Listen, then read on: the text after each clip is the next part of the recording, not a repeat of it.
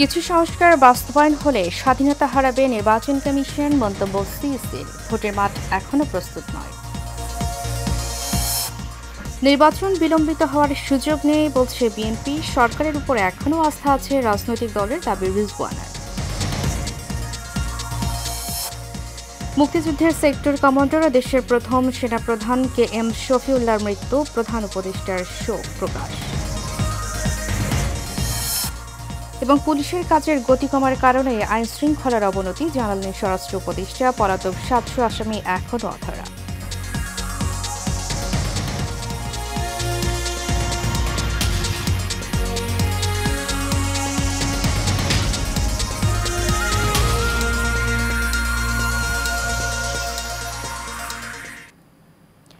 স্বাগত শান নিউজে, সাথে আছে আমি উর্মি আক্তার। এতক্ষণ শুনছিলেন বিআরপিকে বলেন ব্রাসিলস লিমিটেড সংবাদ শিরোনাম। এবারে চলে যাব পুরো খবরে। নির্বাচন কমিশনের স্বাধীনতা অক্ষুণ্ণ থাকলে তত্ত্বাবধায়ক সরকার ছাড়াও সুষ্ঠু নির্বাচন সম্ভব বলে মন্তব্য করেছেন প্রধান নির্বাচন কমিশনার AM নাসির উদ্দিন। সকালে নির্বাচন কমিশন ব্রিটিশ সাংবাদিকদের সংগঠন reporters forum for election and democracy ডকে অংশ নিয়ে তিনি এ মন্তব্য করেন। সিসি বলেন, ভোটার তালিকা হালনাগাদ ও সীমানা নির্ধারণের জন্য অন্য কারো হস্তক্ষেপ কোনোভাবেই গ্রহণযোগ্য নয়। নির্বাচন কমিশনের জন্য মাঠ প্রস্তুত নেই দাবি করে নাসির উদ্দিন বলেন, রুলস অব দ্য গেম না থাকায় নির্বাচনের কাজে আগাতে পারছে না ইসি। তিনি আরও বলেন, আইনি বাধার কারণে রাজনৈতিক দলের নিবন্ধন ও সংসদীয় সীমানা নির্ধারণের অনেক কাজ করা যাচ্ছে না, তাই আইনের সংশোধন জরুরি।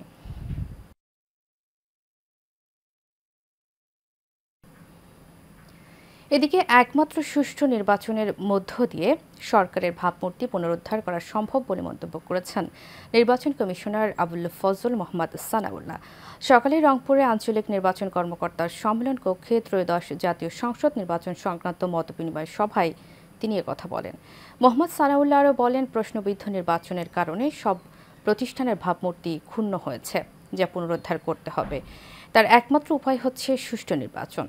রংপুর আঞ্চলিক নির্বাচন কর্মকর্তা মোহাম্মদ আজিজুল ইসলামের সভাপতিত্বে অনুষ্ঠিত মতবিনিময় সভায় প্রধান অতিথি ছিলেন রংপুর জেলা প্রশাসক মোহাম্মদ রবিউল ফয়সাল ও রংপুর পুলিশ সুপার মোহাম্মদ আবু সায়েম। মতবিনিময় শেষে নগরীর পুলিশ লাইন্স স্কুলে নতুন ভোটারদের তথ্য সংগ্রহ কার্যক্রম পরিদর্শন করেন নির্বাচন কমিশনার সানাউল্লাহ। ভাবমূর্তি প্রশ্নবিদ্ধ হয়েছে প্রশ্নবিদ্ধ নির্বাচনের কারণে, এবং আমরা সবাই উপলব্ধি করি, সেটা নির্বাচন কমিশন থেকে শুরু করে সংশ্লিষ্ট সবাই আমরা উপলব্ধি করি যে আমাদের সবার ভাবমূর্তি পুনরুদ্ধার করতে হবে, এবং সেটার একমাত্র উপায় হচ্ছে সুষ্ঠু নির্বাচন, এবং আমি নিশ্চিত সবাই এটা করতে বদ্ধপরিকর। জনগণের ভোটাধিকার ফিরিয়ে দেওয়ার নির্বাচন বিলম্বিত হওয়ার সুযোগ নেই বলে মন্তব্য করেছেন বেন্টু স্থায়ী কমিটির সদস্য আমির খসরু মাহমুদ চৌধুরী। দুপুরে জাতীয় প্রেস ক্লাবে এক আলোচনা সভায় তিনি মন্তব্য করেন। আমির খসরু বলেন, শেখ হাসিনার পতনের পর বাংলাদেশের মালিকানা নির্বাচনের মাধ্যমে জনগণের সরকার প্রতিষ্ঠা করে ফিরিয়ে দিতে হবে। সেটাই ছিল জনগণের প্রত্যাশা। সে প্রত্যাশা পূরণ না হলে গণতন্ত্র হুমকির মধ্যে পড়বে, ফলে নির্বাচন বিলম্বিত হওয়ার সুযোগ নাই। আরও জানাচ্ছেন সাইফুল ইসলাম। রাজধানীর জাতীয় প্রেস ক্লাবে ন্যাশনাল পিপলস পার্টি আয়োজিত বহুদলীয় গণতন্ত্র ও স্বাধীন রাষ্ট্র প্রতিষ্ঠায় শহীদ প্রেসিডেন্ট জিয়াউর রহমানের ভূমিকা শীর্ষক আলোচনা সভা অনুষ্ঠিত হয়। অনুষ্ঠানে বিএনপির স্থায়ী কমিটির সদস্য আমির খসরু মাহমুদ চৌধুরী বলেন, শেখ হাসিনার পতনের পর বাংলাদেশের মালিকানা নির্বাচনের মাধ্যমে জনগণের সরকার প্রতিষ্ঠা করে ফিরিয়ে দিতে হবে। জনগণের মালিকানা ফিরিয়ে দিয়ে পরিবর্তন সংস্কার আমরা ঐক্যমতের পরিপ্রেক্ষিতে যা করতে পারি সেটা হবে, আর যেটা পারবো না আমরা জনগণের কাছে ফিরে যেতে হবে। এই আন্দোলনের কৃতিত্ব আমরা জনগণকে দিতে চাই। আমরা একটা ঐক্যবদ্ধ জাতি দেখতে চাই। বাংলাদেশকে যদি আগের জায়গায় ফিরিয়ে নিতে হয়, এর চেয়েও যদি ভালো জায়গায় নিতে হয়, আমরা এই জায়গাগুলোতে ঐক্যবদ্ধ থাকতে হবে। তিনি বলেন, বর্তমান সরকারকে নিরপেক্ষতা নিয়ে সামনে এগিয়ে যেতে হবে। তাদের নিরপেক্ষতা যদি প্রশ্ন ওঠে, তবে গত 15 বছরে সাধারণ মানুষের রক্তত্যাগের প্রতি বেইমানি করা হবে। যার জন্য আন্দোলন হয়েছে, একটি নিরপেক্ষ সরকার, অন্তর্বর্তীকালীন সরকার, যেই সরকারই হোক, নিরপেক্ষতার মাধ্যমে বাংলাদেশের মানুষের মালিকানা ফিরিয়ে দেবে, তার ভোটাধিকার ফিরিয়ে দেবে। গণতান্ত্রিক অর্ডার ফিরিয়ে আনতে হবে এবং গণতান্ত্রিক অর্ডারের মাধ্যমে আগামীর বাংলাদেশের জনগণের চিন্তার প্রতিফলন ঘটাতে হবে। এই 15 বছর ত্যাগের যে রক্ত দিয়েছে, প্রাণ দিয়েছে, তাদের প্রতি বেইমানি করা হবে। গণতান্ত্রিক অধিকার ফিরিয়ে আনতে হলে ঐক্যবদ্ধ থাকতে হবে। বিভিন্ন দলের মত পার্থক্য থাকতে পারে, তবে সবাইকে সম্মান করতে হবে। কে অপরের যে মতবাদ তার প্রতি সম্মান জানাতে হবে। আমি দ্বিমত করতে পারি, কিন্তু আমাকে তো সম্মান জানাতে হবে। সাইফুল ইসলাম নয়ন, এশিয়ান টেলিভিশন, ঢাকা। সরকারের উপর রাজনৈতিক দলগুলোর এখনও অনাস্থা তৈরি হয়নি বলে মন্তব্য করেছেন পরিবেশ, বন ও জলবায়ু বিষয়ক উপদেষ্টা সৈয়দা রিজওয়ানা হাসান। সকালে রাজধানীর গ্রিন রোড পানি ভবনে এক কর্মশালায় অংশগ্রহণ শেষে সাংবাদিকদের সাথে আলাপকালে তিনি কথা বলেন। তিনি বলেন, জুলাই অভ্যুত্থানে মুক্তিযুদ্ধকে অবজ্ঞা করার কোনো সুযোগ নেই। উন্নয়নকে প্রাধান্য দিতে গিয়ে পরিবেশের ক্ষতি হবে এমন কোনো প্রকল্প বাস্তবায়ন করবে না বর্তমান সরকার। তিনি আরও বলেন, কোনো উপদেষ্টা রাজনীতি করতে চাইলে সরকারের পদ ছেড়েই করতে হবে। শিক্ষার্থী উপদেষ্টা যারা আছেন তারা বলেছেন যে যদি রাজনৈতিক দল তারা গঠন করেন, সরকার ছেড়ে গিয়েই তাদেরকে গঠন করতে হবে, বা যেই রাজনৈতিক দল গঠন করুক না কেন সরকার থেকে চলে গিয়েই তাকে সেটা করতে হবে। আমি যদি রেগুলেটরের কাজটা স্বাধীনভাবে করতে পারি, তাহলেই কিন্তু দেখা যাবে যে উন্নয়ন এবং পরিবেশের মধ্যে ভারসাম্যটা আমরা আনতে পারছি। কিন্তু উন্নয়নকেই যদি প্রাধান্য দেওয়া হয় আর পরিবেশকে ওটার একটা সাবজেক্ট হিসাবে রাখা হয়, তাহলে যেরকম পরিবেশ আমরা চাই সেটা পাবো না। বাংলাদেশের প্রথম সেনাপ্রধান ও মুক্তিযুদ্ধের অন্যতম সেক্টর কমান্ডার অবসরপ্রাপ্ত মেজর জেনারেল KM শফিউল্লাহ মারা গেছেন। সকাল 8টার দিকে ঢাকার সম্মিলিত সামরিক হাসপাতালে চিকিৎসাধীন অবস্থায় তার মৃত্যু হয়। জানা গেছে, 90 ঊর্ধ্ব শফিউল্লাহ দীর্ঘদিন ধরেই অসুস্থ ছিলেন। ডায়াবেটিস, হাইপারটেনশন, থাইরয়েড জটিলতা, ফ্যাটি লিভার ও ডিমোনেশিয়া সহ নানা স্বাস্থ্য জটিলতায় ভুগছিলেন তিনি। দীর্ঘদিন তার চলাফেরা চলছিল স্ট্রেচারে।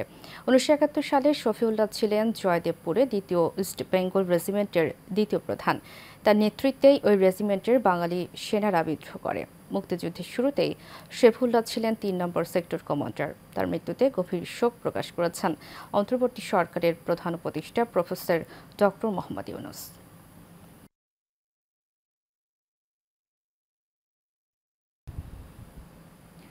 জুলাই আগস্ট গণ অভ্যুত্থানের সময় দেশের বিভিন্ন কারাগার থেকে পালানো আসামির মধ্যে 7 শতাধিক এখনও ধরা পড়েনি বলে জানিয়েছেন স্বরাষ্ট্র উপদেষ্টা জাহাঙ্গীর আলম। তবে তাদের ধরতে সরকার তৎপর রয়েছে বলে জানান তিনি। দুপুরে কেরানীগঞ্জ কেন্দ্রীয় কারাগারে জরুরি সেবা উদ্বোধন শেষে সাংবাদিকদের এক প্রশ্নের জবাবে এ কথা বলেন তিনি। স্বরাষ্ট্র উপদেষ্টা বলেন, গণ অভ্যুত্থানের সময় বিভিন্ন কারাগার থেকে 2200-র বেশি আসামি পালিয়েছিল। এর মধ্যে 1500 মতো আসামিকে গ্রেফতার করা হয়েছে। বাকি 700 আসামিকে ধরা সম্ভব হয়নি, তবে তাদের ধরতে সাঁড়াশি অভিযান চলছে।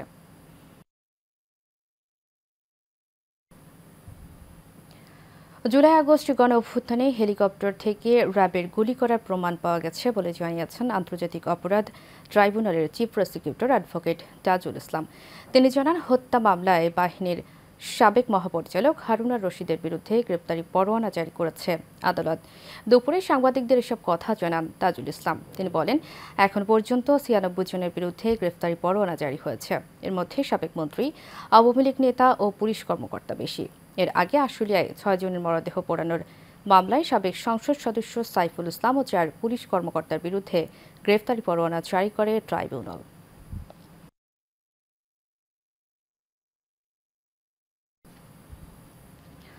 গণমাধ্যম সংস্কার কমিশনের প্রধান কামাল আহমেদ বলেছেন, ইতিপূর্বে গণমাধ্যম দেশের গণমানুষের মনের কথা তুলে আনতে পারে নাই, যার কারণে 5 আগস্টের পর বিভিন্ন গণমাধ্যম ও গণমাধ্যম কর্মী আক্রান্ত হয়েছে। সকালে সিলেট শিল্পকলা একাডেমিতে সিলেট বিভাগের সাংবাদিকদের সাথে গণমাধ্যম সংস্কার কমিশনের মতবিনিময় সভায় প্রধান অতিথির বক্তব্যে তিনি একথা বলেন। তিনি আরও বলেন, ফেব্রুয়ারির মধ্যে ডিজিটাল নিরাপত্তা আইনে দায়ের করা মামলা তুলে নেওয়া হবে।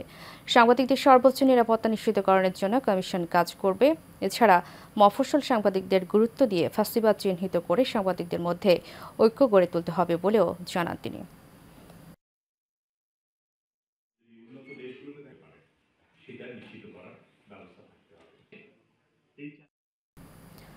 ফের আলোচনায় ব্রিটেনের ক্ষমতাসীন লেবার পার্টির দুর্নীতি বিরোধী ট্রেজারি মন্ত্রী অশিক রেহানার মেয়ে টিউলিপ সিদ্দিক। মন্ত্রিত্ব থেকে সরে আসার পর এবার এমপি পদ থেকেও সরে দাঁড়ানোর দাবি উঠেছে। ব্রিটিশ সংবাদ মাধ্যম ডেইলি মেইলের প্রতিবেদন থেকে এই তথ্য জানা গেছে। প্রতিবেদনে বলা হয়, এ বিষয়ে একটি পিটিশন দাখিল করেছে বিরোধী কনজারভেটিভ পার্টি। বিভিন্ন জায়গায় টিউলিপের বিরুদ্ধে চলছে জনসংযোগ। সাবেক এই মন্ত্রীর দুর্নীতির বিবরণ দিয়ে লিফলেট বিতরণ করছে দলটির নেতাকর্মীরা। ক্যাম্পটনের কনজারভেটিভ পার্টির নেতা ডেভিড ডগলাস বলেন, টিউলিপকে দেখে সহজ সরল মনে হলেও বাস্তবে ঠিক বিপরীত, কেননা £3.5 বিলিয়ন আর্থিক নয়ছয়ের অভিযোগ রয়েছে তার বিরুদ্ধে।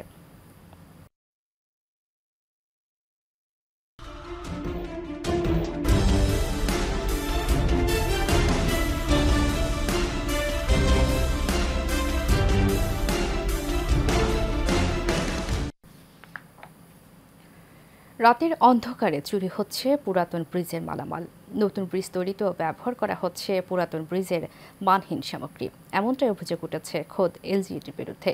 কর্তৃপক্ষ বলছেন, ছড়িয়ে ছিটিয়ে রাখাতে কম দেখাচ্ছে মালামাল, আর স্থানীয়দের দুষলেন চুরির দায়। সিরাজগঞ্জ থেকে জিন্না ফারুকের রিপোর্টে আরও জানাচ্ছেন সঞ্জিদা হক। সিরাজগঞ্জের তাড়াশে স্থানীয় সরকার প্রকৌশল অধিদপ্তর এলজিইডির তত্ত্বাবধানে তৈরি হচ্ছে নতুন একটি ব্রিজ। স্থানীয়রা বলছেন, ব্রিজের সিংহভাগ রড রাতের আধারে চুরি হয়ে যাচ্ছে। আর নিয়ম নীতির তোয়াক্কা না করেই পুরাতন ব্রিজের ইট কাজে লাগানো হচ্ছে নতুন ব্রিজের নির্মাণ কাজে। স্থানীয় সরকার অধিদপ্তর সূত্রে জানা যায়, কাটাগাড়ি জিসি রাস্তায় নির্মাণ হচ্ছে 332 মিটার চেইনেজ ও 20 মিটার দীর্ঘ আরসিসি গার্ডার ব্রিজ। নতুন ব্রিজের কাজ শুরু হবার পরেও পুরাতন ব্রিজের মালামাল ফেলে রাখা হয়েছে অরক্ষিত অবস্থায়। রডমাট ভেঙে এটি থুয়ে দিয়েছিল, রাতে রাতে কেটে কন্দে নিয়ে গেছে ধুলাউড়ি কারখানা। রডগুলোই সামনে ছিল, রাস্তার ব্রিজের পাশেই, ভাঙ্গা ব্রিজের পাশেই দক্ষিণ সাইডে রাস্তার উপরে ছিল। সেই রডগুলো অফিসে নিয়ে গেছে। যদিও কর্তৃপক্ষ বলছে নিয়ম মেনেই কাজ করছেন তারা। কাস্টিং হতেছে, কাস্টিংটা দেখার জন্য আসছি, দেখতেছি আমি এটা, মানে নিলামের বিষয়টা অপশনটা আমি জানি না। এখন নকশান করে তারপরে যদি ইয়েতে যায়, এখানে একটা টাইম ফ্রেমের ব্যাপার আছে। এটা আসলে আমরা নর্মালি যেটা করে থাকি, যে পুরাতন যদি ইয়ে হয় সেখানে এক জায়গায় করে স্টোর করে নিয়ে যত তাড়াতাড়ি সম্ভব অকশন করে সরকারি কোষাগার, কারণ এটা সরকারি সম্পদ। পুরাতন ব্রিজের মালামাল নিয়ম অনুযায়ী নিলামের মাধ্যমে বিক্রি করে সরকারি কোষাগারে সঠিকভাবে টাকা জমা হবে, এমনটাই প্রত্যাশা স্থানীয়দের। সঞ্জিদা হক, এশিয়ান টেলিভিশন। দক্ষিণখান থানার বিএনপির ভারপ্রাপ্ত আহ্বায়ক হিসেবে মোহাম্মদ হেলাল তালুকদার নির্বাচিত হওয়ায় 47 নম্বর ওয়ার্ড বিএনপির পক্ষ থেকে সংবর্ধনা দেওয়া হয়েছে। পুলিশ ফাঁড়ি মাঠে এই সংবর্ধনা অনুষ্ঠানে প্রধান অতিথি ছিলেন দক্ষিণখান থানা বিএনপির ভারপ্রাপ্ত আহ্বায়ক মোহাম্মদ হেলাল তালুকদার। এছাড়া আরও উপস্থিত ছিলেন থানার যুগ্ম আহ্বায়ক আমিরুল ইসলাম বাবলু, যুগ্ম আহ্বায়ক মতিউর রহমান মতি ও ঢাকা মহানগর উত্তরের স্বেচ্ছাসেবক দলের সাংগঠনিক সম্পাদক এস এ খোকন।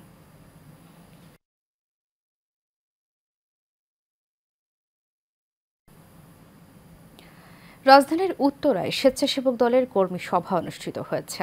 সভায় প্রধান অতিথি হিসেবে উপস্থিত ছিলেন ঢাকা মহানগর উত্তর স্বেচ্ছাসেবক দলের সভাপতি মোহাম্মদ শেখ ফরিদ। প্রধান বক্তা ছিলেন মহানগর উত্তর স্বেচ্ছাসেবক দলের সাধারণ সম্পাদক মহসিন সিদ্দিকী রনি। এছাড়া উপস্থিত ছিলেন মহানগর উত্তর বিএনপি যুগ্ম আহ্বায়ক মোহাম্মদ আফাস উদ্দিন, উত্তরা পশ্চিম থানা স্বেচ্ছাসেবক দলের সদস্য সচিব মোহাম্মদ হানিফ সহ অনেকে।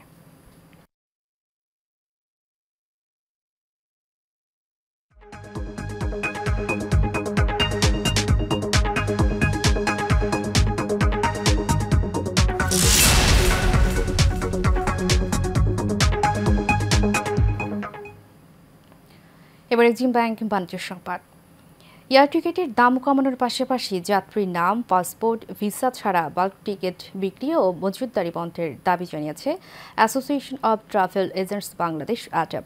সকালে রাজধানীর নয়াপল্টন স্থানীয় একটি হোটেলে সংবাদ সম্মেলন করে এই দাবি জানান অ্যাটবের সভাপতি আব্দুস সালাম আরিফ।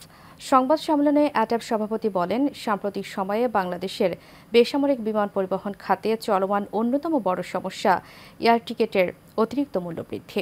এই মূল্য বৃদ্ধির নেপথ্যে অন্যতম প্রধান কারণ নামবিহীন গ্রুপ টিকিট বুকিং। তারা বলেন, দ্রুত শৃঙ্খলা না ফিরলে সম্মিলিত আন্দোলনে যাবে এই খাত সংশ্লিষ্টরা। তাদের মধ্যে অনেক চেঞ্জ আসছে, একইভাবে ক্যাবেও অনেক চেঞ্জ আসছে, তারাও হয়তো অনেক কিছু ডিটেলসে এখনো জানেন না। আমরা তাদেরকে জানাচ্ছি, আপনাদের মাধ্যমে আমরা অনুরোধ করব এই বিষয়টাকে ব্যাপকভাবে আপনারা প্রচার করবেন। তারা যতটা জানবেন তত এইটার সমস্যার সমাধানটা দ্রুত হয়ে যাবে। আমরা মনে করি সবাই আন্তরিক, জাস্ট এটাকে একটু শক্তভাবে ধরা। শেষ করব এশিয়ান নিউজ। তার আগে বিআরবি কেবল ইন্ডাস্ট্রিজ লিমিটেড সংবাদ শিরোনামগুলো জানাবো আরও একবার।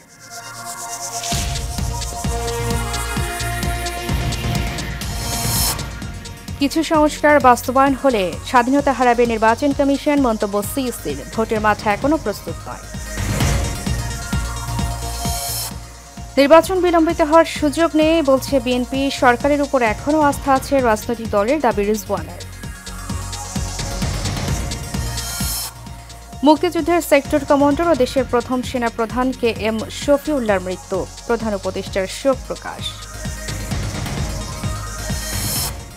এবং পুলিশের কাজের গতি কমার কারণে আইন শৃঙ্খলার অবনতি, জানালেন স্বরাষ্ট্র উপদেষ্টা। পলাতক 700 আসামি এখনও অধরা।